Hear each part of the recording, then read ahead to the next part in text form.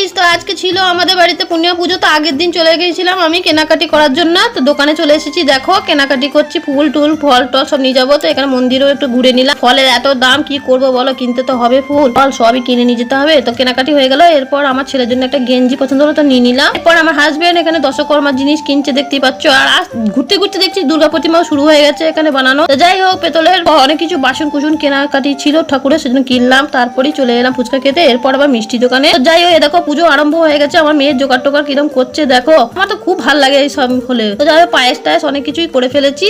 দেখো এখানে পুজো আরম্ভ হয়ে গেছে, দেখতেই পাচ্ছ খুব সুন্দর করে পুরোহিত মশাই পুজো করছে। আর আমরা সব পরিবারে এখানে বসে ঠাকুরকে ডাকছি ভালোভাবে যেন পুজোটা হয়ে যাক, বাড়িতে সবাই যেন ভালো থাক সুস্থ থাক এই কামনাই করি। এই জন্য আমি একটু পুজো দিচ্ছি বাড়িতে। এখানে পুজো টুজো হয়ে গেল, তারপরে প্রসাদ বিতরণ করার পাল্লা। তো দেখো আমার খুব ভালো লাগে প্রসাদ বিতরণ করতে। এখানে খাওয়া দাওয়া শুরু হয়ে গেছে, সবাইকে খেতে বলেছিলাম অনেকজনকে। তো দেখো নবনীতাও আমাদের বাড়িতে খাচ্ছে। তো আজকের মতন টাটা।